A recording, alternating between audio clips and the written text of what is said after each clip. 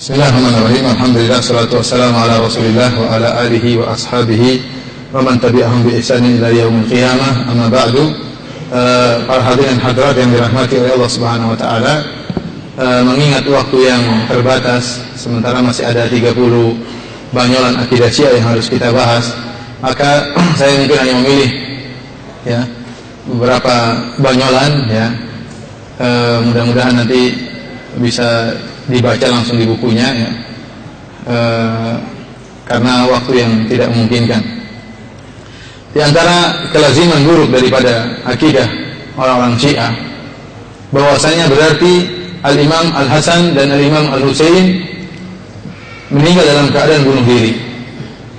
Karena orang-orang Syiah meyakini bahwasanya imam-imam mereka mengetahui masa depan. Contohnya dalam kitab Al-Kafi ada sebuah bab annal a'immata ya'lamuna ilma ma kana wa ma yakunu wa annahu la yakhfa 'alaihim syai'. Bab bahwasanya para imam mengetahui seluruh ilmu yang telah terjadi dan seluruh apa yang akan terjadi, dan tidak ada satu pun yang tersembunyi bagi para imam. Dan ini sama dengan Allah Subhanahu wa taala. Allah berfirman dalam Al-Qur'an, "Innallaha la yakhfa 'alaihi syai'un fil ardi wa la fis sama'." Tidak ada satu pun yang tersembunyi bagi Allah, apa yang di langit maupun di bumi. Ini kalau kita cocokkan pada Imam Syiah sama. Tidak ada yang tersembunyi bagi Imam Syiah dan mengetahui apa yang telah terjadi dan apa yang akan terjadi. Bahkan yang lebih parah, Al-Kulaini dalam kitabnya Al-Kafi dalam usul, dia mengatakan bab annal a'immata ya'lamuna mata yamutun wa annahum la yamutuna illa bi ikhtiyari minhum. Para imam-imam mereka, imam 12 itu mengetahui kapan mereka meninggal dunia. Dan mereka tidak mungkin meninggal dunia kecuali karena pilihan mereka. Karena pilihan mereka. Kemudian disebutkan banyak dalil tentang hal ini. Dari keyakinan ini, kesimpulannya bahwasanya Al-Hasan dan Al-Husain meninggal bunuh diri. Al-Hasan bagaimana meninggal radhiyallahu anhu? Beliau meninggal dalam keadaan diracun. Sekarang kita tanya, kalau orang-orang Islam menyatakan Al-Hasan tatkala dihidangkan makanan, dia tidak tahu di situ ada racun, sehingga pun dia mengkonsumsi makanan tersebut sehingga meninggal dunia. Ini wajar. Nabi SAW saja pernah dikasih racun. Tatkala dalam perang di Khaybar ada seorang wanita Yahudi yang memberikan kambing yang diisi racun buat dimakan oleh Nabi, dan akhirnya dimakan oleh Nabi dan para sahabatnya. Tatkala Nabi sedang makan, tiba-tiba ada mukjizat. Kambing tadi berbicara, potongan kambing yang sudah dimasak tadi berbicara, "Ini masmumah, saya beracun." Akhirnya Nabi pun membuang sisa makanan tersebut. Dan banyak dalil menunjukkan Nabi memang mengetahui masa depan, namun tidak seluruh masa depan.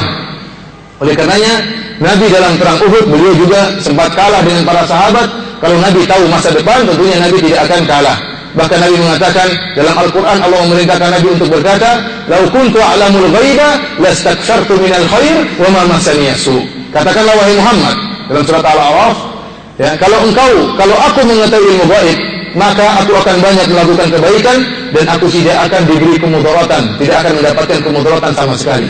Akan tapi ternyata Nabi tidak mengetahui seluruh ilmu gaib. Oleh karenanya banyak bukti akan hal ini. Contohnya tatkala kalung Aisyah hilang, semalaman suntuk dicari, Nabi tidak tahu di mana kalung tersebut. Tatkala Aisyah dituduh sebagai pezina selama sebulan penuh, Nabi tidak tahu Aisyah ini berzina atau tidak. Kalau Nabi tahu ilmu gaib, tahu masa lalu, Nabi akan tahu, dia tidak berzina, istriku suci. Tapi karena Nabi tidak tahu, Nabi pun bingung. Sampai-sampai Nabi mendatangi Aisyah dan Nabi mengatakan, "Ya Aisyah, kalau kamu melakukan dosa, mengaku saja." Sampai Nabi ngomong begitu. Tatkala mendengar pernyataan Nabi kepada Aisyah, "Wahai Aisyah, kalau kamu melakukan dosa, mengaku saja." Aisyah pun sangat sedih. Kemudian tidak lama berikutnya turun firman Allah Subhanahu wa taala membela Aisyah dari langit, dari Allah Subhanahu wa taala, bahwasanya Aisyah tidak berzina. Tatkala turun ayat menyatakan Aisyah tidak berzina, maka orang tua Aisyah pun sangat bergembira. Kemudian ibunya Aisyah mengatakan, "Ya Aisyah, qumi ila Rasulillah sallallahu alaihi wasallam." Wahai Aisyah, berdirilah engkau dan segera temui suamimu Nabi sallallahu alaihi wasallam. Apa kata Aisyah? Enggak. Karena yang bela saya siapa?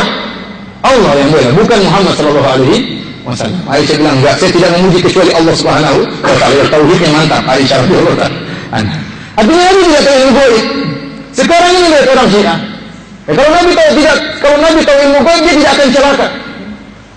Ternyata Nabi SAW pernah diracun, Nabi SAW ya pernah dalam beberapa kondisi tidak mengetahui masa depan. Sampai-sampai tatkala terjadi gerhana, Rasulullah SAW khawatir itu hari kiamat.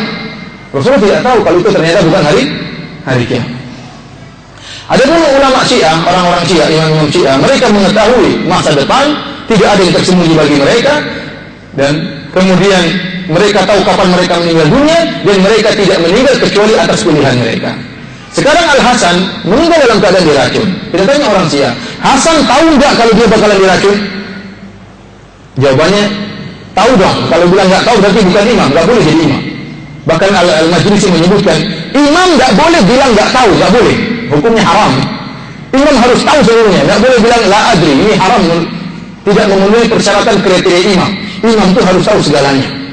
Oleh karena kita tanya sama orang-orang Syiah, Hasan tahu nggak dia bakalan diracun? Dia pasti jawab tahu dah. Tahu nggak yang dihidangkan itu racun? Jawabannya harusnya apa? Tahu. Tahu nggak dia bakalan makan racun? Tahu. Nah, kalau gitu dia mati bunuh diri kan? Iya tidak? Kalau dia tuh tahu racun, dia tetap aja mengkonsumsi racun tersebut, berarti dia mati bunuh diri. Yang lebih parah Al-Imam Al-Husain radhiyallahu ta'ala anhu. Al-Husain sekarang meninggal di mana? Di Karbala.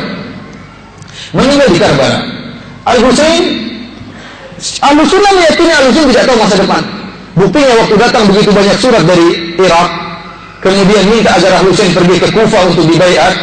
Sebelum datang ke sana, Al-Husain mengirim Muslim bin Aqil untuk mengecek benar enggak berita tersebut. Akhirnya diutuslah sepupunya untuk ngecek. Saudaranya, kerabatnya suruh ngecek.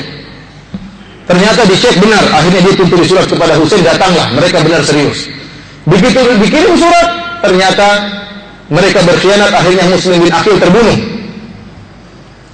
Setelah datang surat, mantap, maka Al-Husain pun membawa seluruh kerabatnya, istri-istrinya semua dibawa, anak-anaknya seluruhnya di mana? Dibawa, kecuali Ali Zainal Abidin yang dalam keadaan sakit tidak dibawa. Semua dibawa, kerabat-kerabatnya, sepupu-sepupunya dibawa semua. Sampai akhirnya di tengah perjalanan diberi kabar bahwasanya semuanya berkhianat, kau pulang saja, kau bakalan dibunuh. Artinya bahaya.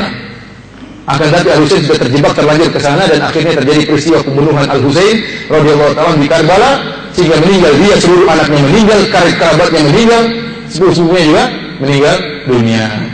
Ini cerita menurut Ahlu Sunnah. Menurut Syiah kita tanya, wahai Syiah, Husain tahu nggak dia bakalan dibunuh di Karbala? Jawabannya harus bilang apa? Tahu. Kalau dia tahu dia bakalan dibunuh, ngapain ajak anak-anaknya semua sama apa namanya? Berarti ayo kita mati bareng. Ini kan berarti bukan cuma bunuh dirinya, bunuh anak keluarganya juga berarti. Ini kelaziman dari Husain atau ilmu gaib, berarti dia telah membunuh dirinya dan juga membunuh apa? Anak-anaknya dan membunuh karib kerabatnya. Oleh karena saya katakan agama Syiah adalah agama yang konyol. Ali bin Abi Thalib orang yang pemberani, dan nanti akan kita sebutkan pemberanian Ali bin Abi Thalib. Di antara keberanian Ali bin Abi Thalib radhiyallahu ta'ala anhu, tatkala Nabi berhijrah, yang tidur di tempat tidurnya Nabi siapa? Ali, dengan berselimutkan, tertutup. Jadi ini adalah sikap yang luar biasa. Bisa jadi dia diserang tiba-tiba sementara orang-orang musyrikin sedang berkumpul untuk membunuh Nabi. Bisa jadi mereka masuk rumah langsung menikam Ali. Namun Ali rela tidur di tempat tidurnya siapa? Nabi SAW. Kalau kita Ahlu Sunnah, kita bilang Ali tidak tahu masa depan, makanya dia pahlawan. Bisa jadi dia meninggal. Tapi kalau menurut Syiah, Ali sudah tahu dia bakalan tidak mati. Kalau gitu apa pahlawanannya kalau begitu? Jika saya aja Rasulullah, saya kan tidak bakalan mati, saya tidur di sini. Ya, kalau begitu tidak ada nilai kepahlawanan Ali bin Abi Thalib. Hilang nilai kepahlawanannya. Kenapa? Karena dia tahu dia bakalan selamat.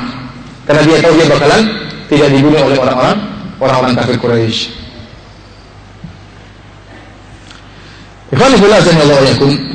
Imam Mahdi Syiah yang bersembunyi di Sirdab sudah 1200 tahun yang tidak pernah keluar. Dijelaskan dalam kitab Ushul Kafi.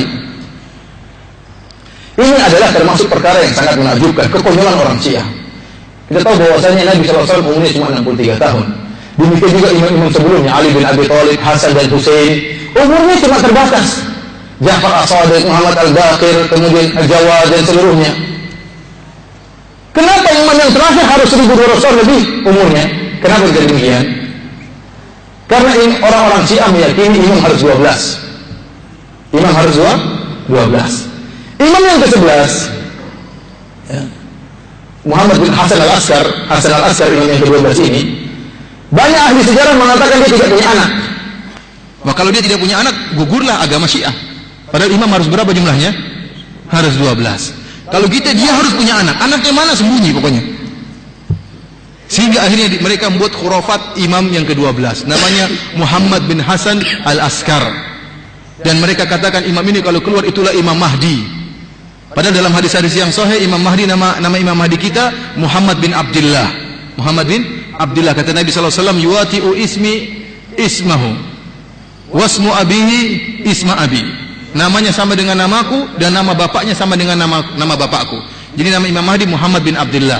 Qadarullah, imamnya Imam Mahdi orang Syiah namanya Muhammad bin Hasan al-Askar, yang sebenarnya dia adalah suatu tokoh fiktif yang tidak ada. Bagaimana 1200 tahun nggak keluar-keluar?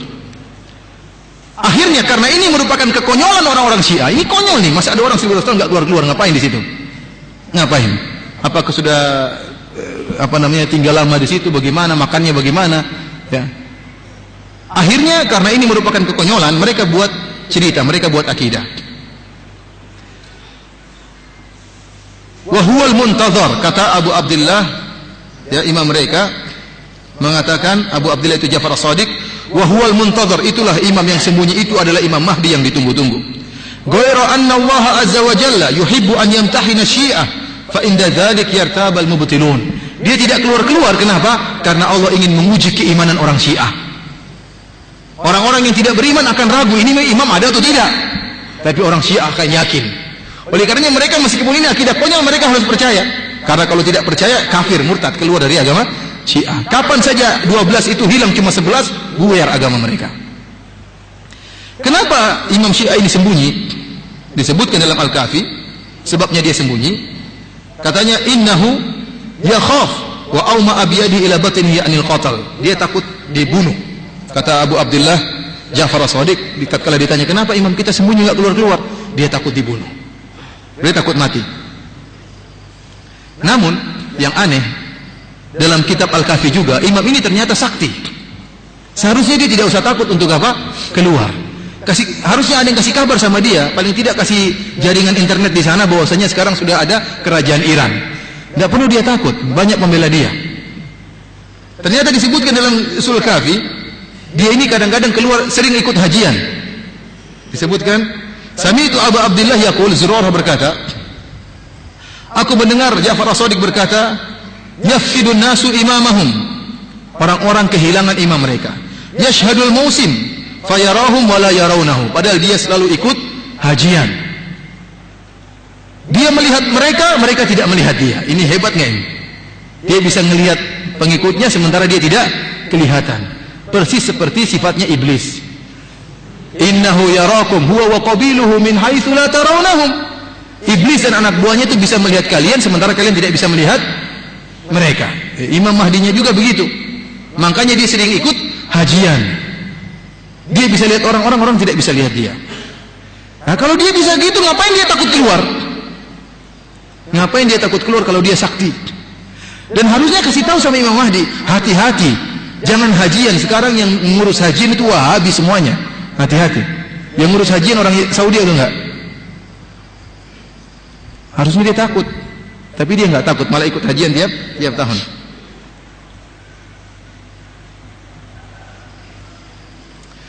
Bahkan kata mereka, dia sering keluar dan orang-orang lihat dia. Dalam kondisi lain orang-orang lihat dia, namun orang tidak mengenal dia. Ya, sebagaimana Abu Abdullah berkata demikian. Sebagaimana Nabi Yusuf alaihissalam, tatkala Nabi Yusuf bertemu dengan saudara-saudaranya, a innaka la anta Yusuf, mereka tadinya tidak tahu. Ngobrol sama Nabi Yusuf, ya ayyuhal aziz, massana dhurru, kami telah ditimpa dengan kesulitan, ya ayyuhal aziz. Sampai Nabi Yusuf akhirnya menjelaskan bahwasanya dia Yusuf, baru ketahuan. Jadi terkadang Imam Mahdi ini keluar nyamar, kita nggak tahu. Ternyata dia Imam Mahdi. Kita kira dia adalah mungkin penjual es tungtung atau dia penjual apa. Ternyata dia Imam Mahdi. Dia lagi menyamar.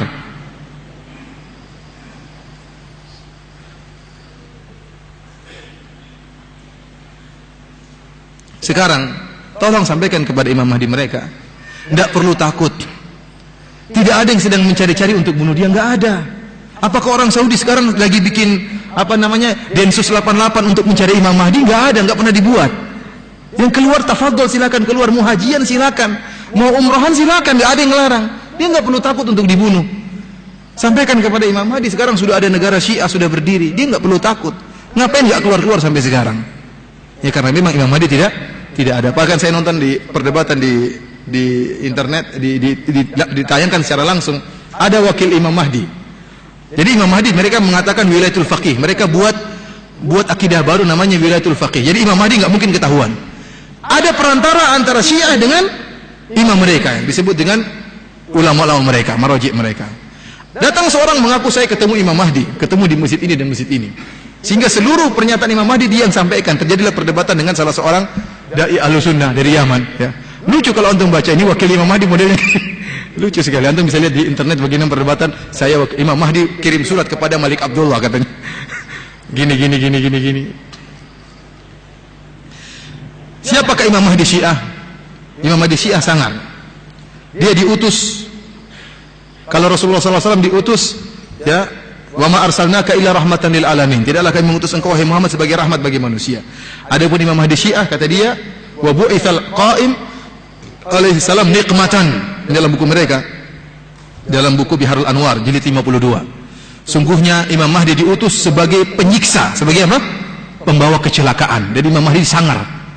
Imam Mahdi Syiah ini sangar. Di antara kesangarannya, dia akan membangkitkan, menghidupkan kembali Aisyah radhiyallahu taala anha, kemudian dihukum jalad, dicambuk Aisyah di hadapan manusia. Kenapa waktu di zaman Nabi tidak sempat dia apa? Dicambuk, padahal Aisyah sudah melakukan dosa. Waktu ditanya kepada Abu Abdillah, kepada imam mereka, kenapa Aisyah tidak ditegakkan hukum had di zaman Nabi? Karena Nabi diutus sebagai rahmat.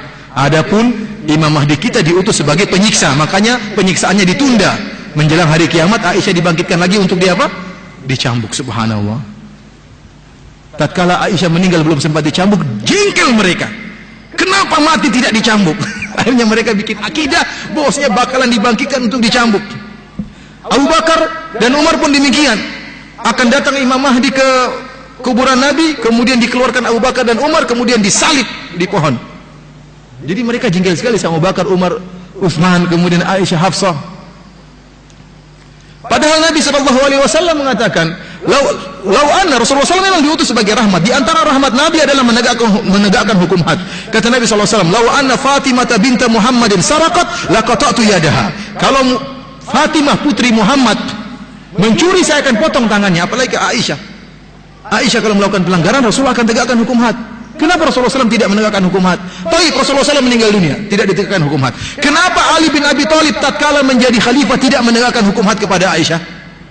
Jawabannya, Ali takut. Selalu begitu, Ali penakut. Sehingga Ali bin Abi Thalib yang terkenal pemberani jadi penakut di mata mereka. Karena takut akhirnya membaiat Abu Bakar.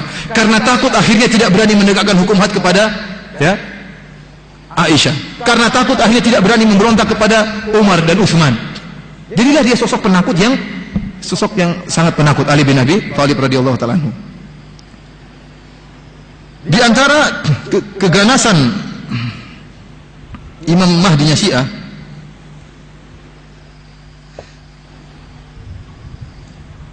dia akan membunuh bangsa Arab. Antum alhamdulillah orang Jawa, selamat nanti.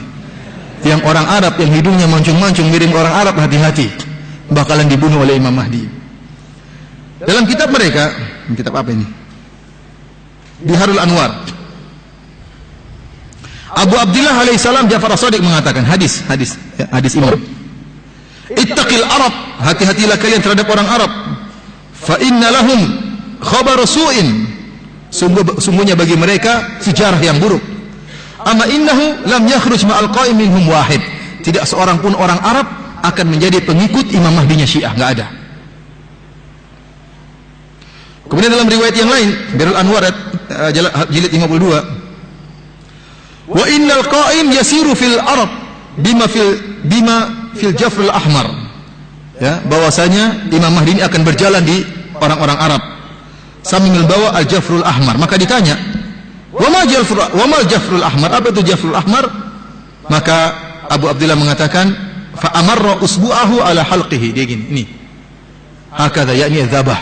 Jadi Imam Mahdi akan menyelusuri orang Arab satu persatu untuk disembelih sama dia. Ini mengerikan. Saya enggak tahu kenapa orang Syiah benci sama orang Arab. Kemungkinan karena agama Syiah berasal dari Persia, Majusi. Sehingga mereka jengkel sama apa? Orang Arab. Dalam riwayat yang lain dia mengatakan, ya, ma baqiya bainana wa bainal Arab ila dzabah. Tidak ada yang tersisa antara kami dengan orang Arab kecuali penyembelihan. Kemudian di antara tugas Imam Mahdi akan menghancurkan seluruh masjid yang mulia termasuk Masjid Haram dan Masjid Nabawi. Akan dihancurkan, diratakan dengan tanah. Walam yabqa masjidun alal ardi lahu syarafun illa hadamaha. Kata dalam hadis mereka, tidak ada satupun masjid yang punya kemuliaan kecuali akan dihancurkan oleh Imam Mahdi. Dalam riwayat yang lain,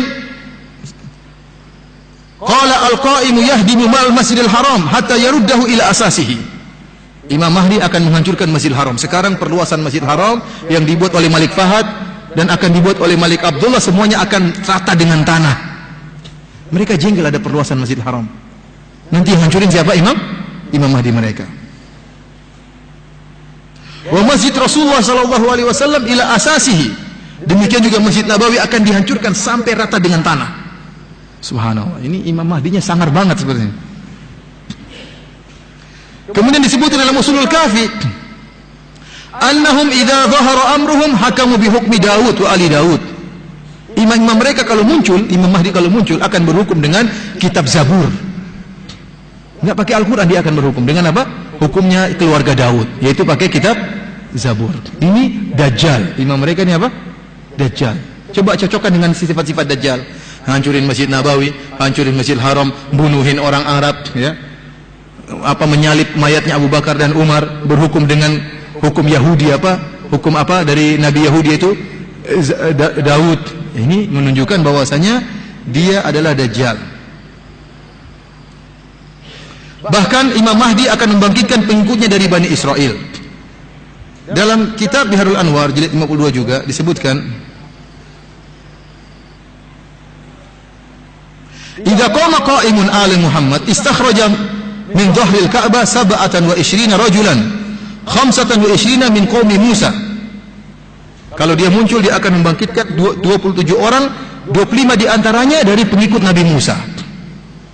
Jadi ada orang-orang Yahudi, orang dibangkitkan untuk mengikut siapa? Imam Mahdi. Ikhwan, ini semua adalah khurafat yang tidak benar. Kemudian Al-Quran, adapun Al-Quran, ini saya rasa penting untuk dibahas. Al-Qurannya orang-orang Syiah itu sering buat membohongi kaum muslimin. Kalau kita mengatakan, wahai orang Syiah, kalian meyakini Al-Quran itu menyimpang, kata mereka itu enggak benar, itu dusta. Itu dosanya orang-orang Wahabi, enggak benar. Quran kami sama dengan Quran kalian. Yang kami baca juga Quran cetakan kalian, kami baca Quran cetakan Madinah. Ini sering menipu orang. Dan ini hanya penipuan yang mereka lakukan. Memang benar Quran yang ada sekarang ini Quran cetakan sama dengan Quran kita. Tetapi yang jadi masalah bagaimana keyakinan mereka terhadap Quran yang ada ini. Keyakinan kita dengan mereka berbeda. Sebagaimana sahabat Ali yang kalian agung-agungkan sama dengan Ali yang kita yakini, tetapi keyakinan kita dengan keyakinan kalian terhadap Ali berbeda. Ya, ini bedanya. Kalian meyakini Ali adalah imam, kita mengatakan dia sahabat sebagaimana sahabat yang lainnya. Kalian meyakini Al-Quran telah terjadi penyimpangan, terjadi perubahan, kami tidak. Dan ini akidah yang sangat berbahaya. Seorang yang meyakini bahwasanya Al-Quran ada satu huruf saja yang menyimpang, maka dia telah keluar dari Islam. Kenapa? Karena Allah telah menjamin keotentikan Al-Quran. Kata Allah Subhanahu wa taala, "Inna nahnu nazzalna dzikra wa inna lahu lahafizun." Kami yang telah menurunkan Al-Quran dan kami yang akan menjaganya. Tidak mungkin. Kalau Al-Quran terjadi perubahan, maka rusaklah agama ini. Sekarang kalau mereka meyakini Al-Quran sudah tidak asli, kalau begitu Al-Quran tidak bisa dijadikan sebagai sumber hukum. Allah Subhanahu wa taala telah menyatakan, ya, bahwasanya jika terjadi perselisihan dikembalikan ke mana? Ke Al-Quran. Ya. Wa makhtalaftum fihi min syai' fa hukmuhu ila Allah. Apa saja yang kalian selisihkan, kembali hukumnya kepada Al-Quran. Kalau ternyata Al-Quran ini enggak beres, ada perubahan, kalau gitu kita enggak bisa menjadikan Quran sebagai sumber hukum. Kalau Al-Quran itu ternyata ada ulah tangan manusia, maka Al-Quran bukan lagi mukjizat. Hilanglah kemukjizatan Al-Quran. Allah mengatakan, "Qul la in ijtama'atil insu wal jinnu ala ayatu bimithli hadzal Qur'an la ya'tuna bimithlihi walau kana ba'dhum li ba'dhin dhahira." Katakanlah, jika seandainya seluruh manusia dan seluruh jin berkumpul bersatu padu untuk membuat semisal Al-Quran, mereka tidak bisa mendatangkan semisal Al-Quran. Kalau ternyata Al-Quran itu sudah bercampur tangan, dirubah-rubah, maka orang bisa bikin seperti Al-Quran. Oleh karena keyakinan Syiah terhadap Al-Quran ini merupakan keyakinan spesial mereka. Perhatikan ini poin yang sangat penting. Ketahuilah bahwasanya meskipun dalam Islam banyak aliran-aliran, namun seluruh aliran dalam Islam, baik Sufiyah, baik Mu'tazilah, baik Khawarij, baik Jahmiyah, seluruh aliran dalam Islam meyakini Al-Quran tidak berubah. Mereka hanya terjerumus dalam kesesatan dari sisi penafsiran Al-Quran. Perhatikan ini. Seluruh aliran sesat dalam Islam, seluruh aliran sempalan dalam Islam, aliran apapun meyakini Al-Quran otentik, gak mungkin ada satu huruf yang kurang. Mereka hanya sesat dari sisi penafsiran yang ngaco dan ngawur. Hanya Syiah satu-satunya, dan ini merupakan akidah spesial Syiah, meyakini bahwasanya Al-Quran sudah tidak otentik. Ini hanya orang Syiah yang mengatakan demikian. Oleh karena tatkala Imam Ibn Hazm berdialog sama orang-orang Nasara, Imam Ibn Hazm berhasil membuktikan bahwasanya Injil sudah tidak otentik, terjadi perubahan, kontradiksi antara Injil satu dengan Injil yang lain, pertentangan, kengawuran. Dan orang Nasrani mengakui Injil kami memang sudah ada perubahan. Tapi apa kata orang-orang Nasrani? Mereka mengatakan Quran kalian pun sudah terjadi perubahan, tidak otentik. Maka Ibn Hazm mengatakan, siapa yang mengatakan demikian? Kata orang-orang Nasrani, orang-orang Syiah yang mengatakan demikian. Maka Ibn Hazm mengatakan, laisu bimuslimin, mereka bukan orang Islam. Karena memang hanya orang Syiah yang menyatakan Al-Quran tidak otentik lagi. Yang mengerikan, ikhwani fillah azanillahu iyakum, orang-orang Syiah sesat dari sisi keotentikan Al-Quran dan sesat dari sisi penafsiran Al-Quran. Kalaupun Al-Quran mereka meyakini otentik, penafsirannya tidak sama dengan penafsiran Ahlus-Sunnah. Mereka meyakini bahwasanya Al-Quran tidak ada yang lengkap kecuali dibawa oleh para imam. Tidak ada Al-Quran yang lengkap kecuali dibawa oleh para imam. Kemudian yang memahami isi Al-Quran hanyalah para imam. Ini mereka tulis dalam buku-buku mereka. Saya ingin bacakan nukilan tapi terlalu banyak. Saya simpulkan saja. Bahwasanya tidak mungkin bisa memahami Al-Quran dengan baik kecuali para imam. Kemudian para imam, karena para imam kedudukannya seperti para nabi, maka bisa memansuhkan Al-Quran, bisa mentakhsis Al-Quran, bisa. Nabi sebagaimana Nabi SAW hadis bisa mentakhsis keumuman ayat. Imam juga bisa demikian, bahkan bisa memansuhkan ayat-ayat dalam Al-Quran. Oleh karenanya bagaimana kita bisa nyambung antara kita dengan mereka, sementara keotentikan Al-Quran mereka tidak yakini, tafsirannya pun dengan cara tafsiran sendiri yang tidak sama dengan cara penafsiran kita. Yang repot kalau begitu, tidak akan nyambung.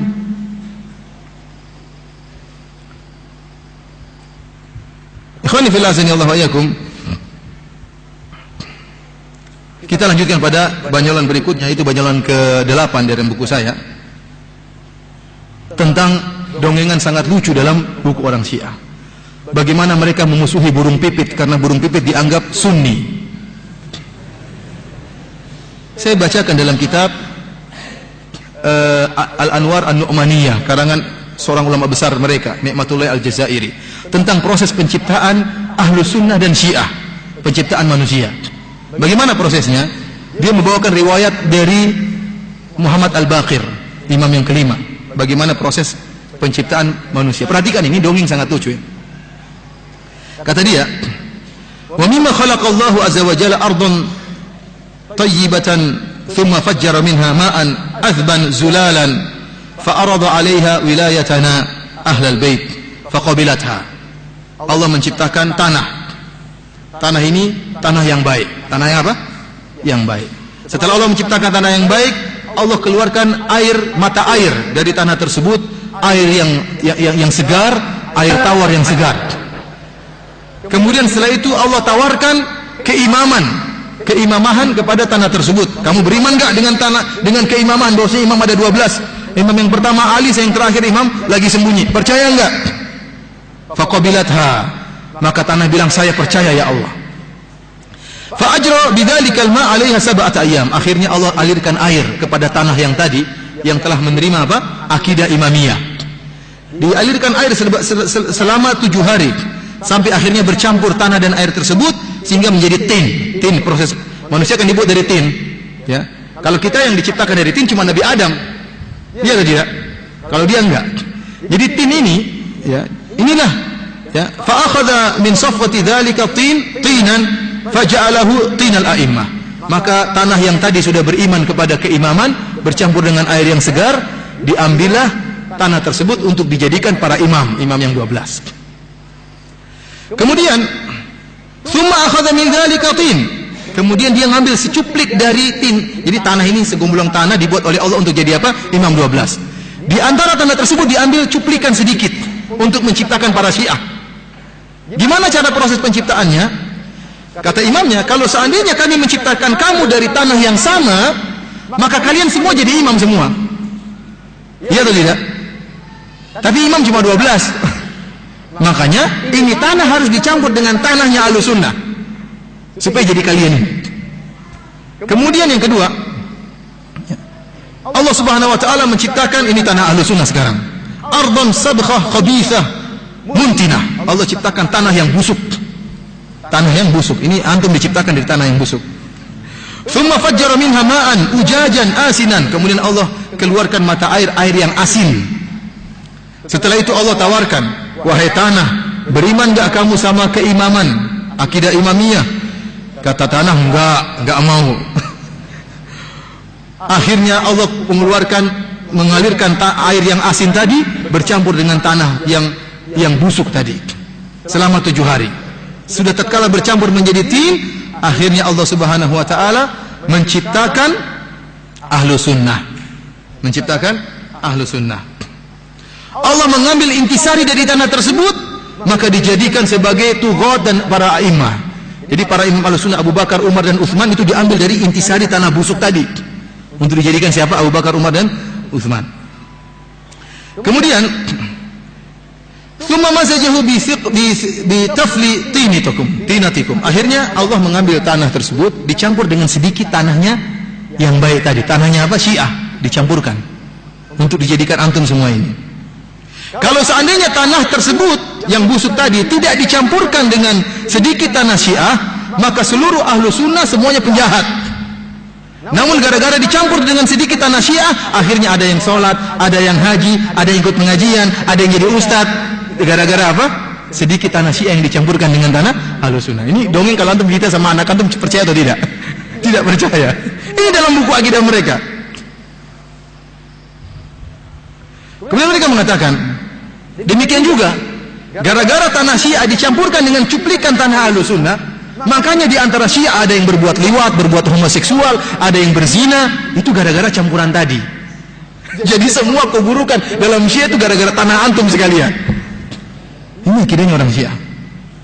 Kemudian dia bercerita terus. Jadi semuanya ditawarkan tanah yang ditawarkan keimaman menerima jadi tanah baik, yang tidak terima jadi tanah buruk. Kemudian dia menyebutkan lagi.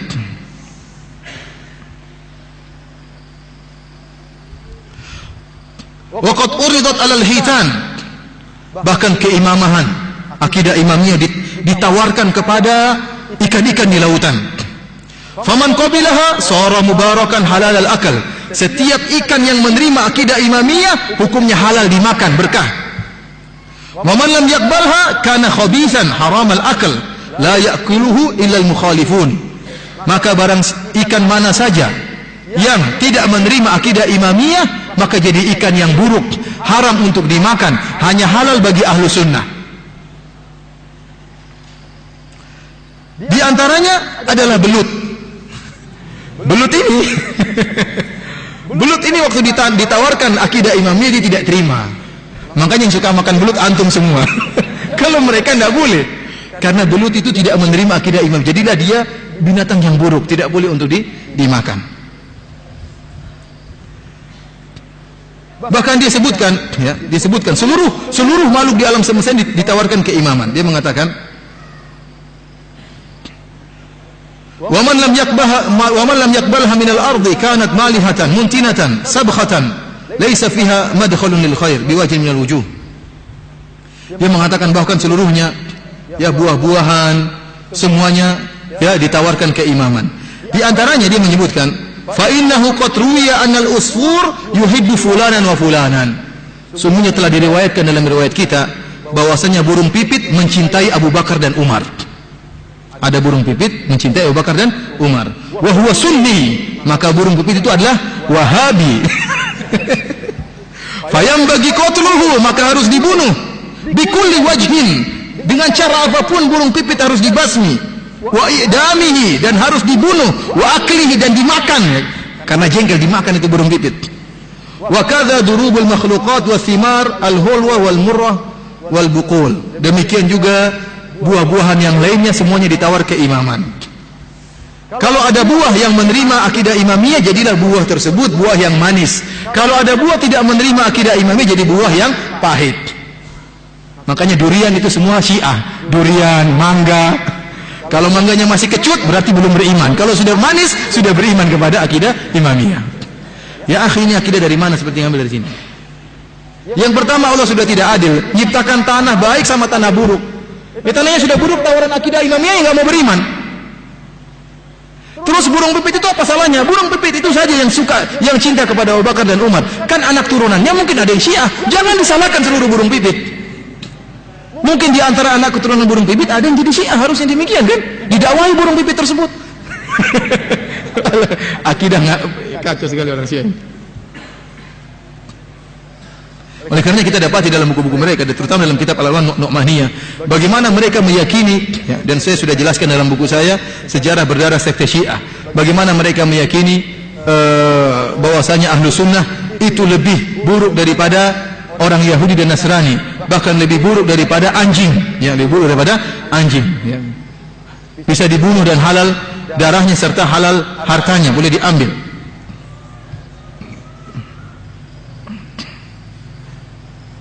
Kemudian ikhwani fillah sanallahu di antara kebanyakan orang-orang Syiah tentang kisah pembunuhan Umar bin Khattab radhiyallahu taala anhu, banyakan yang ke-9. Kita tahu Umar bin Khattab radhiyallahu taala anhu seorang pahlawan Islam, diakui keberaniannya. Umar bin Khattab pernah berdoa dalam sebagian dalam Sahih Al-Bukhari, riwayat nomor 1890. Umar pernah berdoa, Allahumma rzuqni syahadatan fi sabilika waj'al mauti fi baladi rasulika sallallahu alaihi wasallam. Umar berdoa, ya Allah, berilahkanlah anugerah kepadaku mati syahid, aku ingin mati syahid, dan jadikanlah mati syahidku di kota nabimu, yaitu kota Madinah. Tatkala mendengar doa Umar tersebut, putri beliau Hafsah radhiyallahu taala anha menganggap doa yang aneh. Dia mengatakan, wa anna yakunu hadza, wahai ayahanda, bagaimana kau bisa terkabulkan doamu ini? Kalau ingin mati syahid, ya keluar perang melawan orang kafir. Adapun kau mati syahid di kota Madinah, bagaimana bisa demikian? Namun apa kata Umar bin Khattab? Ya'tillahu bihi idza syaa. Allah akan mengabulkan doaku jika Allah menghendaki. Dan ternyata benar, doa Umar pun dikabulkan. Umar bin Khattab radhiyallahu taala anhu tatkala mengimami salat subuh, dan zaman dahulu khalifah selalu menjadi imam. Tatkala imam salat subuh, di belakangnya para sahabat, masuklah Abu Lu'lu' al-Majusi dengan membawa khanjar yang beracun. Dia sudah siapkan, masuk dalam masjid, dia sudah siapkan. Kalau tidak salah Umar dibunuh pada rakaat kedua. Ya, rakaat pertama Umar sholat jadi imam, selesai Abu Lu'lu' menanti, jangan sampai nanti ada orang yang masbuk, tunggu. Sampai pada rakaat kedua Umar berdiri, kemudian baca surat lagi berdiri, maka Abu Lu'lu' pun menikam Umar dengan 3 tikaman. Salah satu tikamannya mengenai bagian bawah pusar Umar, dan itulah yang membuat beliau meninggal dunia. Setiap beliau makanan yang beliau masukkan dalam perut beliau, maka keluar makanan tersebut. Maka Umar pun terkapar tatkala itu. Abu Lu'lu' akhirnya setelah itu membunuh sebagian orang. Akhirnya dia pun tatkala merasa dirinya tidak bakalan selamat, maka dia pun intahar, dia pun bunuh diri. Dia pun bunuh diri di Masjid Nabawi. Sekarang di mana Abu Lu'lu'? Abu Lu'lu' ini sekarang antum bisa lihat di kuburan dia di kota Kashan. Luar biasa kuburannya, benar-benar diagungkan, dijadi tempat penziarahan. Setiap tahun orang merayakan hari kematian Umar. Abu Lu'lu' ini dikenal, diberi gelar sebagai Syuja'uddin, pemberaninya agama Islam. Disebutkan dalam kuburannya, ditulis Buq'atun mutabarrikatun Baba Syuja'uddin, bahwasanya inilah tempat untuk mencari keberkahan, tempat yang berkah, yaitu kuburannya Abu Lu'lu' al-Majusi. Bahkan disebutkan dalam hadis yang sahih menurut mereka, barang siapa yang merayakan hari kematian Umar, maka dia akan mendapatkan banyak pahala. Dia akan diampuni dosa-dosanya, akan dilapangkan rezekinya, bahkan dia bisa memberi syafaat bagi keluarganya yang masuk neraka bisa dia keluarin. Gara-gara apa? Merayakan hari kematian Umar. Ini bagaimana kita bisa nyambung dengan Syiah? Umar bin Khattab pahlawan kita, sementara mereka bangga kalau Umar meninggal dunia. Bahkan mereka menulis kitab, banyak kitab mereka tulis. Di antaranya kitab Faslul Khitab fi Tarikh Qatl Ibn Khattab, ya, tentang masalah pembunuhan Umar bin Khattab radhiyallahu taala anhu. Karangan Abu Husain Al-Khuini. Dia menjelaskan bahwasanya Abu Lu'lu', kan heran orang-orang, Abu Lu'lu' meninggal di Madinah. Tetapi kenapa kuburannya di Iran? Kuburannya di Iran, sementara dia tewasnya di mana? Di Madinah. Tidak ada jawaban yang lain kecuali Abu Lu'lu' sebelum meninggal sempat SMS orang-orang Syiah supaya kirim kargo tubuhnya kemana? Ke kota Kashan. Makanya sebelum dia meninggal sudah siap kargo untuk mengantar mayatnya kemana? Kota Iran. Ini keyakinan Ahlus Sunnah bahwasanya dia meninggal di mana? Di kota Madinah, bunuh diri. Tapi orang-orang Syiah karena untuk menghalalkan, melegalkan apa yang terjadi, ternyata kok ada kuburannya di Iran, mereka bingung. Akhirnya mereka buat cerita-cerita bahwasanya Abu Lu'lu' tidak meninggal dunia. Abu Lu'lu'ah tidak meninggal dunia. Dia berhasil kabur dari kejaran para sahabat. Akhirnya tinggal di kota Kashan sampai meninggal, sampai ada kuburannya. Ini dongeng. Kalau memang dia selamat, kenapa tidak ada sejarah Abu Lu'lu'ah? Bukan dia pahlawan sejati. Harusnya ada sejarah riwayatnya. Apa yang dia lakukan? Bahkan orang-orang Syiah menyatakan Abu Lu'lu'ah bukan orang Majusi. Dia orang Muslim. Bahkan dalam hadis disebutkan dia masuk surga. Jadi di antara orang-orang yang dikabarkan masuk surga, di antaranya Abu Lu'lu'ah Al-Majusi. Ini sekarang bagaimana kita mau nyambung dengan orang Iran? Bagaimana kita mau bisa nyambung dengan orang Syiah? Kita yang meyakini Abu Lu'lu' orang Majusi masuk neraka jahanam, mereka sebaliknya Abu Lu'lu' pahlawan pemberani, punya jasa besar, berhasil menewaskan Umar, dan dia dijamin masuk surga.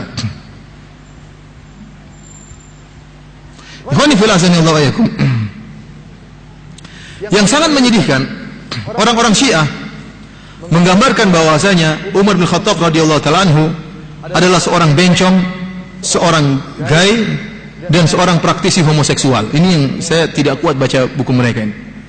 Begitu biadabnya mereka meyakini Umar bin Khattab radhiyallahu taala seorang bencong. Padahal kalau kita baca hadis-hadis yang sahih, Umar bin Khattab seorang pemberani, pahlawan pemberani. Bahkan memiliki banyak keutamaan. Di antara keutamaan Umar, kata Nabi sallallahu alaihi wasallam, "Qad kana fi ma qablakum minal umam nasun muhaddatsun, fa iyyakum min ummati ahadun fa innahu Umar." Kata Rasulullah SAW, sungguhnya ya, dahulu ada orang-orang terdahulu yang diberi ilham oleh Allah Subhanahu wa taala. Kalau pada umatku masih ada orang yang diberi ilham, maka dialah Umar bin Khattab radhiyallahu taala anhu. Dalam hadis yang lain kata Nabi sallallahu alaihi wasallam, "Innallaha wada'a al-haqq 'ala lisani Umar yaqulu bihi." Sungguhnya Allah Subhanahu wa taala meletakkan kebenaran pada lisannya Umar, dan Umar mengucapkan kebenaran tersebut. Bahkan dalam hadis yang lain kata Nabi sallallahu alaihi wasallam, "Lau kana nabiyyun ba'di lakana Umar." Kalau ada nabi setelahku maka dia adalah Umar. Dan Umar seorang yang sangat pemberani. Karenanya Ibnu Mas'ud mengatakan, "Ma zilna a'izzatan mundu aslama Umar." Kami berada dalam kejayaan semenjak Umar masuk Islam. Dalam riwayat yang lain, Ibnu Mas'ud berkata, "Kana Islamu Umar izzan wa hijratuhu nasran wa imaratuhu rahmatan. Wallahi mastata'na an nusalliya haulal bait zahirina hatta aslama Umar." Kata beliau bahwasanya ya, Islamnya Umar mendatangkan kejayaan, dan kami para sahabat tidak mampu untuk sholat terang-terangan di Masjidil Haram kecuali setelah Umar masuk Islam. Setelah Umar masuk Islam, dulu para sahabat sholatnya sembunyi-sembunyi, takut baca Quran sembunyi-sembunyi kalau ketahuan dipukul sama orang kafir Quraisy. Namun tatkala Umar masuk Islam, mereka berani sholat di Masjidil Haram. Kenapa? Ada Umar yang bela. Ini menunjukkan Umar sangat pemberani. Bahkan Umar bukan hanya ditakuti oleh orang-orang kafir Quraisy, bahkan setan pun takut sama Umar. Rasulullah SAW mengatakan, "Walladzi nafsi biyadihi," demi zat yang jiwaku berada di tangannya, "ma laqiyaka syaitanu qad salikan fajjan illa salaka fajjan ghayra fajjik." Sungguhnya Umar, kau tidak menempuh satu jalan pun kecuali setan akan mencari jalan yang lain. Lihat bagaimana keberanian Umar, hebatnya Umar. Bukan hanya orang-orang kafir yang takut sama Umar, bahkan setan pun takut sama Umar. Ini Ini gambaran Umar menurut orang Islam.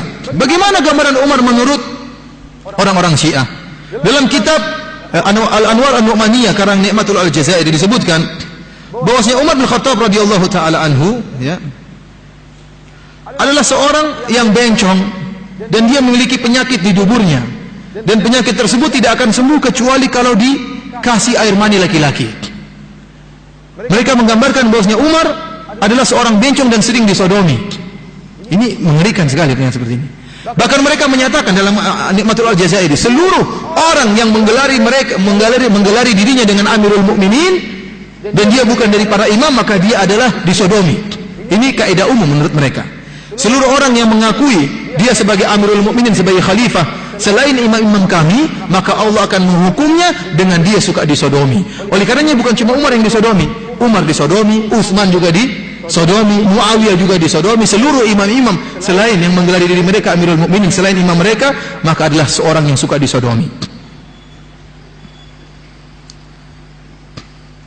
Yang aneh, ikhwani fillah azanillahu iyyakum, kalau Umar ya, mereka mengatakan itu kebiasaan jahiliyah Umar. Sejak zaman jahiliyah suka disodomi. Nah, kalau sejak dahulu Umar suka disodomi, di zaman Nabi Umar suka disodomi, dan mereka mengatakan Umar senantiasa disodomi. Lantas kenapa Rasulullah SAW tidak menegakkan hukum had, membunuh Umar bin Khattab? Kata Nabi SAW, man wajadtumuhu ya'malu amala qaumi lutin faqtulul fa'il wal maf'ulu bih wal maf'ula bih.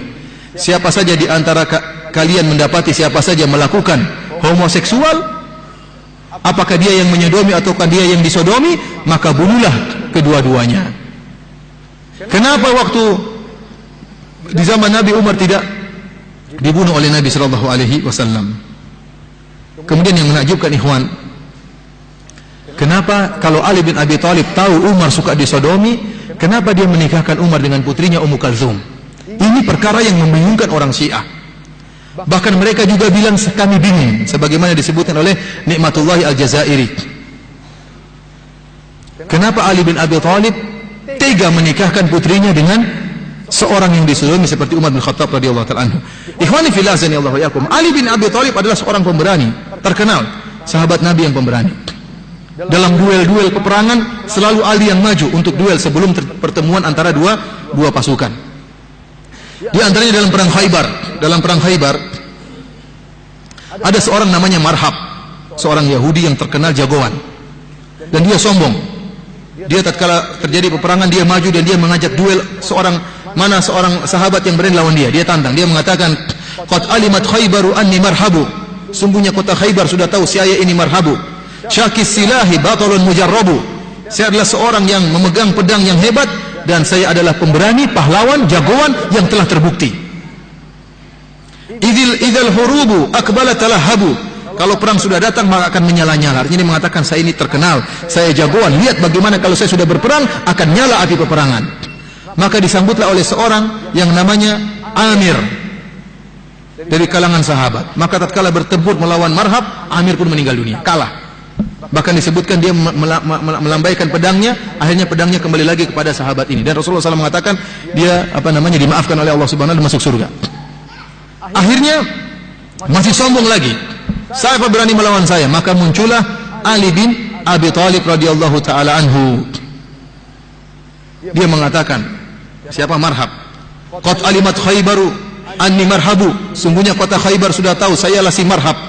Syakis silahi batalun mujarrabu, aku adalah pemilik pedang yang kuat dan jagoan yang terbukti. Idzal hurubu aqbalat talahabu, idzal hurubu aqbalat talahabu, kalau perang sudah datang maka akan menyala-nyala. Maka disambut dengan Ali bin Abi Thalib dengan syairnya juga. Dia mengatakan apa?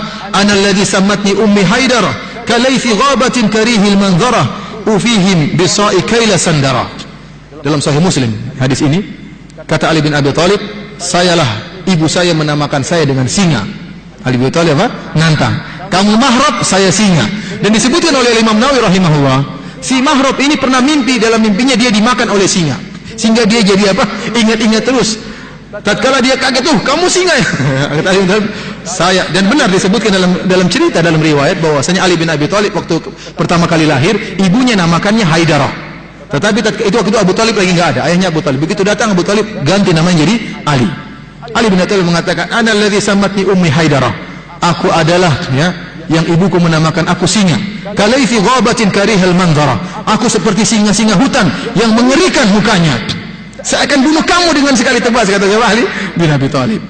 Akhirnya terjadilah duel, maka Ali pun akhirnya membunuh siapa? Marhab.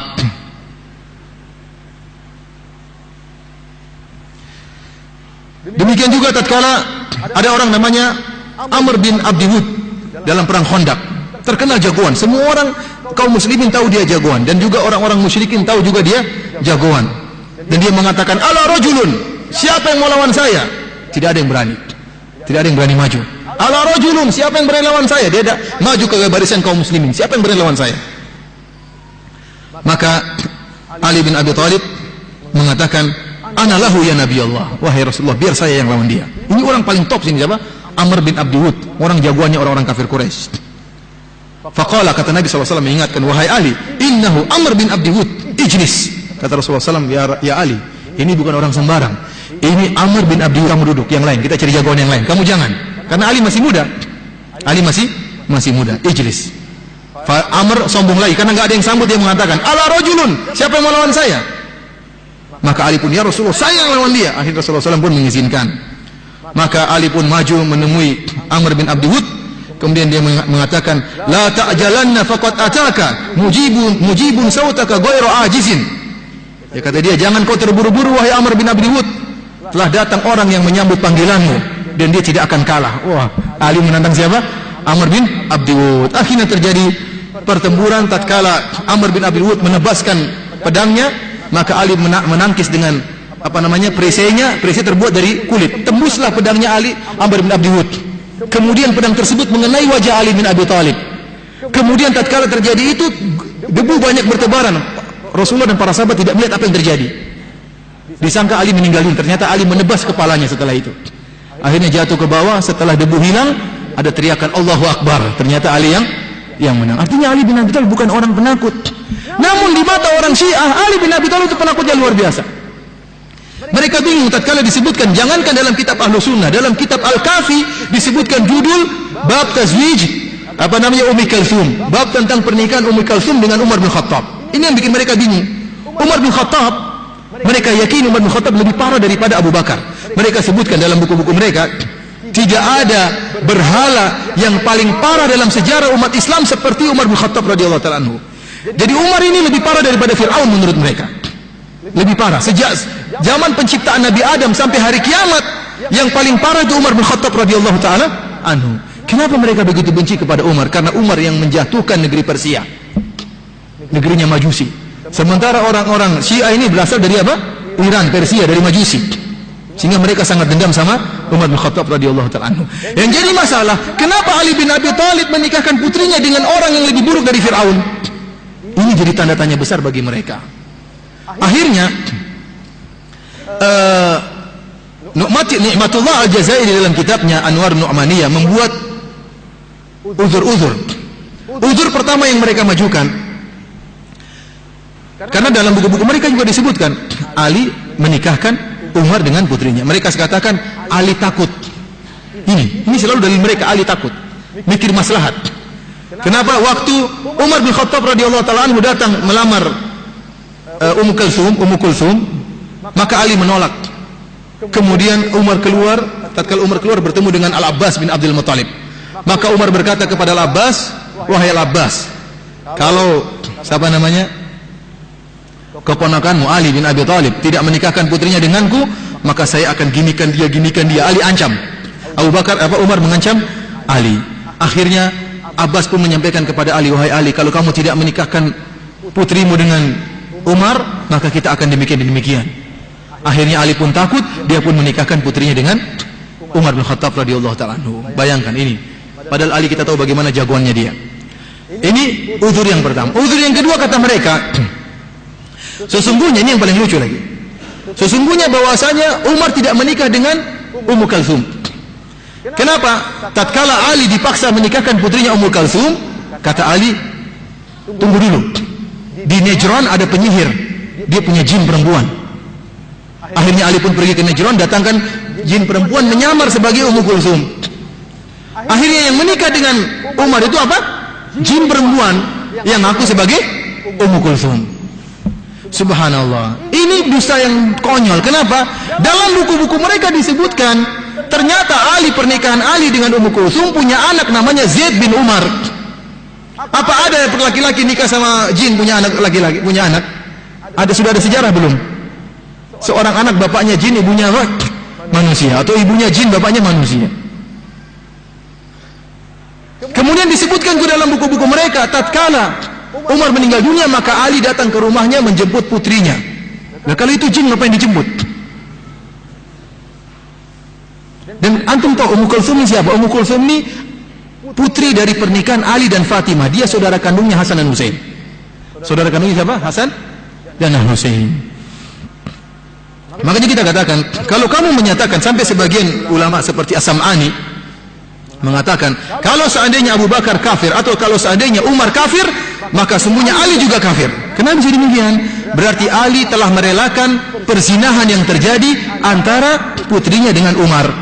Ya tidak. Kalau Umar kafir berarti Ali juga kafir. Dan sepakat para ulama bahwasanya tidak boleh kita menikahkan seorang putri kita dengan seorang murtad, nggak boleh. Dan Umar menurut mereka murtad. Bahkan gembongnya orang-orang kafir lebih parah daripada Fir'aun. Tatkala seorang ayah sengaja menikahkan putrinya dengan seorang lebih parah daripada Fir'aun, berarti dia telah membolehkan perzinahan. Berarti Ali juga kafir kalau begitu. Sudah penakut kemudian apa? Kafir. Jam berapa? 15. Ikhwani fillah azanillahu wa iyyakum. Kita berusaha cari yang lain-lain lagi ya. Karena tidak mungkin kita baca semua. Di antaranya cerita yang mereka buat. Jadi saya kisahkan cerita secara sederhana saja. Mereka sering mengkafirkan Abu Bakar. Kenapa? Jadi Abu Bakar ini korban yang mereka kafirkan sangat parah. Kalau Umar tadi kata mereka gaib. Kalau Abu Bakar kata mereka, Abu Bakar tidak pernah beriman kepada Nabi SAW. Abu Bakar setiap sholat di belakang Nabi selalu bawa patung. Jadi kalau dia sujud sama patung. Sujudnya sama patung. Bahkan mereka buat cerita. Tatkala di zaman Nabi SAW, Rasulullah pernah memanggil Abu Bakar sama Umar. Wahai Abu Bakar dan Umar, apa yang kau sembah? Kata Abu Bakar dan Umar, ya Allah ya Rasulullah. Ya, kamu menyembah patung ya? Kata Abu Bakar dan Umar, enggak ya Rasulullah, jangan kamu ngejek kita. Kalau masa dulu jangan diungkit-ungkit ya Rasulullah. Sekarang kita nyembah Allah. Ternyata benar, kata Rasulullah SAW, Ali coba cek. Benar, ternyata Abu Bakar dan Umar lagi menyembunyikan patung di mana? Dicek sama Ali. Akhirnya kata Rasulullah, kata Abu Bakar, ya sudah Rasulullah, jangan lagi, Rasulullah tidak akan ulangi lagi. Subhanallah. Ini gambaran mereka tentang siapa? Abu Bakar dan Umar. Terus mereka mengatakan Abu Bakar As-Siddiq. Kenapa? Abu Bakar As-Siddiq yang artinya senantiasa membenarkan, artinya membenarkan Abu Bakar membenarkan Nabi sebagai penyihir. Bagaimana kisahnya? Mereka sebut dalam riwayat hadis mereka. Suatu saat Nabi SAW dengan Abu Bakar berhijrah. Dari mana? Dari Mekah ke Madinah. Kalau kita tanya sama orang Syiah, kenapa Rasulullah berhijrah dengan orang yang kafir penyembah berhala? Enggak. Kalau Rasulullah SAW berhijrah dengan Ali, Abu Bakar ditinggal, nanti Abu Bakar ngelapor orang kafir di mana posisi Nabi. Makanya harus dibawa biar nggak ngelapor. Subhanallah. Ini dalam buku mereka. Jadi Abu Bakar sengaja dibawa supaya tidak melapor di mana posisi Nabi SAW. Maka dibawalah Abu Bakar masuk ke dalam goa. Tatkala masuk dalam goa, kita dapat dalam cerita hadis-hadis yang sahih, datanglah sekelompok orang-orang kafir Quraisy sudah berada di mulut goa. Sampai-sampai Abu Bakar mengatakan, ya Rasulullah, lau absara ahaduhum ila tahti qadamai la absarana. Wahai Rasulullah, kalau salah seorang dari mereka nengok ke kakinya, tentu dia akan melihat kita. Sehingga Rasulullah SAW mengatakan, la tahzan, jangan kau sedih, innallaha ma'ana, Allah bersama kami. Jadi mereka lain, kata mereka Abu Bakar ngomong, ya Rasulullah, kalau mereka, Abu Bakar ngomongnya keras supaya kedengaran sama orang musyrik. Di dalam ada orang. Jadi Rasulullah SAW apa? Sengaja Abu Bakar sengaja ngomong keras supaya suaranya kedengaran orang kafir Quraisy, supaya ketahuan mereka dalam goa. Kemudian disebutkan dalam riwayat, meskipun riwayatnya kalau tidak salah lemah, Abu Bakar pernah ada kala jiking ingin menyentuh Nabi SAW, ingin menyengat Nabi, maka Abu Bakar pun memasukkan tangannya atau kakinya, sehingga dia pun disengat oleh kala jengking agar tidak mengganggu siapa? Nabi SAW. Orang Syiah lain, katanya Abu Bakar karena ingin tahu di mana, memberitahu mereka posisi dia, maka dia pun keluarkan kakinya supaya kelihatan. Di gua, tahu-tahu disentup sama apa? Diantum sama kalajengking. Waktu diantum Abu Bakar menangis. Menangis. Kata Rasulullah, "La tahzan, jangan sedih." Mereka ini bikin dongeng lucu sekali. Jangan sedih, jangan sedih. Jangan nangis. Kalau nangis nanti kedengaran, kata Nabi sallallahu alaihi wasallam. Akhirnya Nabi bilang, "Wahai Abu Bakar, sungguhnya saya sedang melihat Ja'far bin Abi Thalib sedang naik di atas perahu, sedang terombang-ambing, dia tersesat di tengah lautan." Ini gobloknya orang Syiah kalau sudah bikin dongeng itu goblok. Kenapa? Ja'far bin Abi Thalib memang hijrah, tapi hijrahnya bukan ke Madinah, hijrahnya ke negeri Habasyah. Dan hijrahnya ke negeri Habasyah jauh berapa tahun sebelum hijrah ke Madinah. Karena orang Syiah tidak tahu ini hijrah yang lain, ini hijrah lain, digabungkan ceritanya. Seakan-akan Ja'far sekarang sedang terombang-ambing di lautan. Padahal kisah Ja'far naik perahu hijrah, itu hijrah ke negeri Habasyah, itu berapa tahun yang lalu. Namun karena mereka goblok akhirnya begitu. Kata Nabi, "Wahai Abu Bakar, saya lihat Ja'far sedang terombang-ambing." Kata Abu Bakar, "Yang benar Rasulullah. Saya enggak lihat ya Rasulullah." Kata Rasulullah, "Sini. Kata Abu Bakar, "Lihat, buat saya bisa melihat." Akhirnya matanya pun diusap oleh Nabi, matanya Abu Bakar. Begitu diusap, benar. Abu Bakar pun melihat apa? Ja'far terbang. Engkau memang benar, dalam hatinya engkau benar penyihir wahai Nabi. Dari situ Abu Bakar diberi gelaran sebagai apa? As-Siddiq, yang membenarkan Nabi sebagai penyihir. Inilah apa namanya? Bonyolannya orang Syiah. Ya, tentang Abu Bakar radhiyallahu taala anhu. Dan mereka begitu benci kepada Nabi dan kepada para sahabat radhiyallahu taala anhum. Ikhwani fillah azanillahu yakum. Kalau kita tanya kepada mereka mengatakan para sahabat mereka tuh munafik, mereka masuk Islam karena dunia. Kita bilang, ya akhi, ini dusta yang konyol. Apa yang mau dicari dunia oleh Abu Bakar tatkala masuk Islam bersama Nabi? Nabi cuma segelintir orang. Tidak ada dunia yang dia tawarkan. Bahkan Abu Bakar yang rela mengeluarkan uang untuk menginfakkan, untuk membebaskan para budak yang disiksa, di antaranya Bilal bin Abi Rabah. Bilal bin Rabah dibebaskan oleh Nabi, oleh Abu Bakar, dan juga budak-budak yang lain. Dunia apa yang diharapkan? Kecuali kalau orang masuk Islam setelah Islam tersebar, itu masih kita katakan mengharapkan dunia. Namun orang Syiah mengatakan para sahabat masuk Islam karena ingin dunia. Kalau mereka ingin dunia, kenapa mereka meninggalkan Mekah, meninggalkan harta mereka, kemudian berhijrah ke kota Madinah, hidup dengan penuh kemiskinan? Apa jawaban orang Syiah? Abu Bakar kenapa dia masuk Islam? Dia ingin kekuasaan. Karena dia mendengar cerita dari orang Yahudi, Muhammad ini nanti akan menguasai dunia. Makanya dia berkorban, karena dia yakin suatu saat Muhammad menguasai dunia dan dia akan menggantikan posisi Muhammad. Subhanallah. Jadi mereka ada aja ceritanya apa? Buat dongeng-dongeng sehingga orang percaya sama cerita-cerita tersebut. Ihwani fillah azanillahu yakum. Di antara bentuk ketakutan Ali bin Abi Thalib, cerita yang sangat menyedihkan. Jadi Abu Bakar jadi khalifah. Datanglah Fatimah radhiyallahu taala anha minta warisan. Jadi ini dalam Sahihain hadis ini, minta harta warisan yang ada di negeri di Fadak. Fadak itu di Khaybar. Fadak itu adanya di Khaybar. Dan Khaybar kalau tidak salah terjadi perang Khaybar pada tahun 7 Hijriah.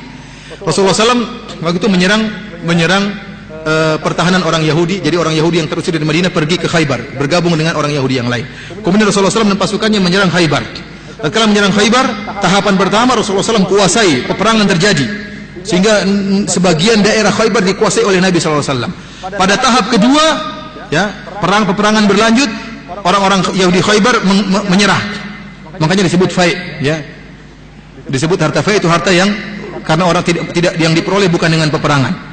Akhirnya di antara terjadi sulh antara Nabi dengan orang Yahudi, harta tersebut tetap diolah oleh orang Yahudi, setengah hasilnya diberikan untuk Nabi sallallahu alaihi wasallam.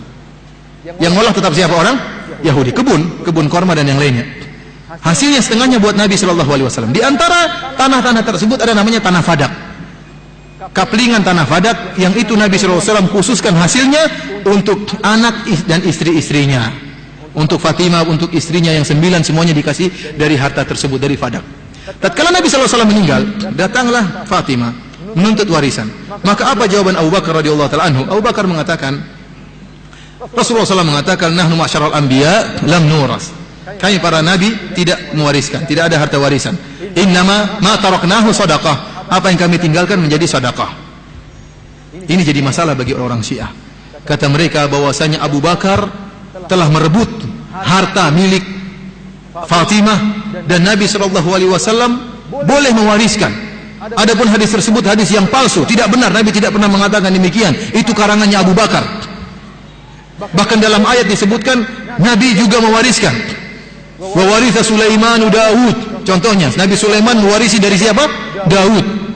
Contohnya lagi perkataan Yahya tatkala berdoa, Yahya alaihissalam, yarithuni wa yarithu min ali Yaqub waj'alhu rabbi radhiya. Ya Allah, anugerahkanlah kepadaku seorang anak yang akan mewarisiku dan mewarisi keluarga Yakub. Ini sudah azan. Ini panjang lebar kalau begini. Intinya mereka mengatakan Nabi bisa mewariskan. Namun ini dibantah oleh para ulama. Hadisnya sahih. Bahkan yang meriwayatkan hadis kami para Nabi tidak mewariskan ada 10 sahabat dalam Sahihain. Ya. Kemudian ada hadis-hadis lain yang menunjukkan Nabi tidak mewariskan. Dalam buku-buku Syiah ada. Hadis ini para Nabi tidak mewariskan, dalam buku Syiah ada. Kemudian hadis yang lain seperti kata Nabi SAW, ya, al-anbiya lam yuwarithu dinaran wala dirhaman, innama warrathul ilma. Para Nabi tidak mewariskan dinar dan harta, dinar dan dirham, tetapi mereka mewariskan ilmu. Ini juga terdapat dalam buku-buku Syiah, bahkan dalam kitab Al-Kafi. Seakan-akan mereka menutup mata. Dan adapun perkataan Sulaiman mewariskan dari Daud bukan warisan kekayaan, tapi kewarisan kenabian. Allah menjadikan Sulaiman sebagai nabi karena kita tahu Nabi Daud punya anak yang banyak. Nabi Daud istrinya banyak. Kalau dia meninggal maka yang mewarisi harta bukan cuma Sulaiman, tapi apa ya? Yang lainnya juga mewarisi. Kenapa cuma disebutkan Sulaiman? Karena berbicara tentang ilmu. Ayat tersebut berbicara tentang ilmu. Bahwasanya Nabi Sulaiman mewarisi ilmu dari ayahnya. Kemudian adapun Nabi Yahya kemudian berdoa, ya Allah, anugerahkanlah kepada aku seorang anak. Nabi Zakaria minta agar dianugerahkan seorang anak, itu Nabi Yahya, untuk mewarisi dia, bukan mewarisi harta, karena disebutkan dalam hadis yang sahih Zakaria tukang kayu. Zakaria tukang kayu, tidak punya harta. Ngapain dia berdoa, ya Allah, anugerahkanlah aku seorang anak untuk mewarisi hartaku? Ini permintaan yang konyol. Kita orang beriman aja nggak pernah berdoa begitu, ya Allah, saya punya harta, anugerahkan saya anak supaya ada yang ngurusi hartaku. Tidak ada seperti itu. Dan apa harta yang dan kemudian yarisuni wa yarithu min ali Yaqub, dan mewarisi dari keluarga Yakub. Dan Nabi Yakub jauh ribuan tahun sebelum Nabi Yahya. Tidak mungkin dia mewarisi dari Yakub. Intinya maksudnya adalah mewarisi kenabian. Wa inni khiftul mawaliya min wara'i, kata Zakaria, saya khawatir orang-orang yang mengurus Bani Israel tidak amanah. Kalau gitu ya Allah, anugerahkanlah aku seorang anak yang bisa mendidik Bani Israel, mewarisi kenabianku. Maka Allah mengabulkan, jadilah Yahya sebagai seorang nabi. Ikhwani fillah azanillahu. Tatkala Abu Bakar menolak memberikan harta kepada Fatimah, maka Fatimah pun marah. Fatimah pun pulang ngambek. Ceritanya demikian. Akhirnya mereka mengatakan Abu Bakar telah kafir karena membuat Fatimah marah. Rasulullah SAW bersabda, Fatimah bid'atun minni, faman aqbabaha faqad aqbabani. Fatimah adalah bagian dari apa namanya, darahku, dari dagingku. Barang siapa yang membuat marah Fatimah, dia telah membuat aku marah. Ini kata mereka Abu Bakar kafir kalau begitu. Karena hadis ini. Kita bilang, ya akhi, ente coba periksa hadis ini. Hadis Fatimah adalah bagian dariku, barang saya yang membuat dia marah telah membuat aku marah. Itu hadis diturunkan atau diucapkan oleh Nabi kepada Ali bin Abi Thalib. Dalam Sahih Bukhari kalau tidak salah, tatkala Ali bin Abi Thalib akan menikahi putrinya Abu Jahal. Jadi Ali bin Abi Thalib setelah menikahi Fatimah ingin poligami. Ingin apa? Poligami. Akhirnya dia pun ingin melamar putrinya Abu Jahal. Fatimah ngambek lapor sama Nabi. Wah ayahanda, suamiku mau poligami dengan seorang wanita putrinya Abu Jahal, musuh bubuyutanmu. Akhirnya Nabi pun berkhutbah, Nabi pun mengatakan Fatimah adalah darah dagingku, barang siapa yang buat dia marah telah membuat marahku. Akhirnya Ali pun tidak jadi poligami. Seharusnya Ali kan imam, harusnya ngerti tidak boleh nikah sama putrinya apa? Abu Jahal. Intinya hadis tersebut kalau kita mau terapkan untuk mengkafirkan, maka yang pertama kafir adalah Ali bin Abi Thalib, karena dialah yang membuat marah siapa? Fatimah. Cerita lanjut cerita. Ada juga cerita yang lucu yang mereka ceritakan bahwasanya Umar bin Khattab radhiyallahu ta'ala anhu pernah datang atas perintah Abu Bakar mendobrak rumah Fatimah. Didobraklah rumah Fatimah. Ya. Kemudian suruh baiat, kalau nggak salah Ali disuruh baiat. Kemudian mereka tidak mau. Akhirnya Umar pun memukul. Ada yang mengatakan memukul, ada yang mengatakan melemparkan apa, menempelkan atau menindis pintu ke perut Fatimah sampai akhirnya janinnya keguguran. Janin ini namanya Muhsin. Namanya apa? Muhsin, saudaranya Hasan dan Husain. Kata mereka, lihat bagaimana sadisnya Umar, sampai-sampai, dan itu ada ahli di situ, sampai-sampai memukul Fatimah, ada yang mengatakan mematahkan tulang rusuknya, ya, sampai-sampai Fatimah akhirnya keguguran. Kita tanyakan kepada mereka, bukankah Ali waktu itu hadir? Dia ngapain saja waktu itu? Waktu Fatimah dipukul oleh Umar, apakah dia, mana kejantanannya, mana keberaniannya? Kemudian disebutkan bahwasanya bagaimana Ali mengetahui menamakan dia Muhsin, padahal waktu itu keguguran, padahal waktu itu belum ada USG. Ya, lihat, ini janin dalam perut ketahuan laki-laki atau perempuan, dari mana Ali tahu? Kok sudah dinamakan Muhsin, dinamakan laki-laki, sementara belum apa? Keluar janinnya. Ini kontradiksi. Kemudian ikhwani fillah azanillahu, bahkan dalam riwayat yang lain disebutkan bahwasanya, riwayat ini diperselisihkan oleh para ulama, bahwasanya Fatimah punya anak sudah keluar, bukan keguguran, sudah keluar, namanya Muhsin, kemudian meninggal dalam waktu masih muda, masih kecil. Ya, kalau riwayat ini tidak jadi masalah. Jadi riwayat kenapa Ali hanya berdiam diri tatkala Umar bin Khattab radhiyallahu taala anhu memukul istrinya dan dia tidak bisa berbuat apa-apa. Bahkan disebutkan dalam riwayat buku Syiah, Fatimah marah-marah sama Ali. Waktu dia minta harta warisan tidak dikasih, dia pun marah-marah. Dia mengatakan, Ali, kamu kemana saja? Kamu kan jagoan. Lihat orang-orang semua takut sama kamu. Kenapa si bencong Abu Bakar dan Umar waktu mau itu melawan saya, kamu tidak bantu saya? Duduk saja kamu di rumah. Kata siapa? Fatimah kepada siapa? Kepada Ali. Karena suaminya tidak bantu, cuma nonton saja waktu tidak dikasih hartanya oleh Abu Bakar. Ikhwani fillah azanillahu yakum. Intinya ini pembahasan panjang tentang masalah fadak, ya. Waktu sudah habis, ya. Intinya harta tersebut tatkala tidak diberikan kepada Fatimah, kita selesaikan syubhat ini. Harta tersebut tidak diberikan kepada Fatimah bukan dinikmati oleh Abu Bakar, tetapi Abu Bakar tetap memberikan harta tersebut hasilnya kepada Fatimah dan istri-istri Nabi sebagaimana waktu Nabi masih hidup. Karena Abu Bakar mengatakan, saya tidak akan merubah apa yang dilakukan oleh Nabi, ya. Kemudian saya tanya sama antum, waktu Nabi meninggal dunia, siapakah ahli waris Nabi? Ahli waris Nabi siapa saja? Istri-istrinya, iya enggak? Istrinya ahli waris, putrinya juga Fatimah ahli waris. Berarti fadak itu bukan murni milik siapa? Fatimah, tetapi milik ahli waris, seluruh ahli waris Nabi, di antaranya istri-istri Nabi. Kemudian taruhlah harta tersebut untuk Fatimah semuanya. Kalau Fatimah meninggal dunia, harta fadak itu turun ke mana? Turun kepada ahli warisnya. Siapa ahli waris Fatimah? Ahli warisnya Ali bin Abi Thalib dan dua anaknya Hasan dan Husain. Ali bin Abi Thalib mendapatkan 1/4, 3/4-nya buat Hasan dan Husain, bagi dua sama rata. Kenapa waktu Ali bin Abi Thalib menjadi pemimpin tidak pernah mengambil harta tersebut? Tidak pernah merebut harta fadak untuk dijadikan milik pribadi, karena sekarang sudah milik pribadi keluarganya. Kemudian tatkala Ali meninggal dunia, harta tersebut diwariskan kepada Hasan. Hasan pun tidak pernah mengambil harta fadak tersebut. Waktu Hasan meninggal dunia pun, waktu Hasan jadi pemimpin, tidak pernah mengambil harta tersebut. Oleh karenanya yang benar apa yang disampaikan oleh Abu Bakar, bahwasanya para nabi tidak mewariskan. Dan kalau kita berada di posisi Abu Bakar, kemudian ada putri Nabi minta harta, kita akan mengatakan mendahulukan perkataan Nabi daripada perkataan putrinya, ya, radhiyallahu taala anha. Demikianlah ikhwani fillah azanillahu yakum. Tentunya masih banyak perkara-perkara yang disebutkan dalam buku saya 33 Banyolan Syiah. Namun di akhir pengajian ini saya tutup dengan satu banyolan yang cukup lucu. Dalam buku Syiah, dalam kitab Al-Kafi disebutkan bahwasanya seringlah kalian makan wortel. Kenapa? Kalau sering makan wortel akan yukimuz zakar, akan membuat kemaluan menjadi kencang, menjadi kuat. Jadi di antara obat kuat yang baru ditemukan oleh orang Syiah adalah makan wortel. Oleh karena ikhwan, ini kalau ketahuan sama hadis ini, kalau ketahuan sama penjual wortel, wortel bisa jadi mahal. Dan jangan sampai ketahuan sama istri-istri antum. Kalau ketahuan sama istri antum, bakalan sayurnya tiap hari sayur wortel.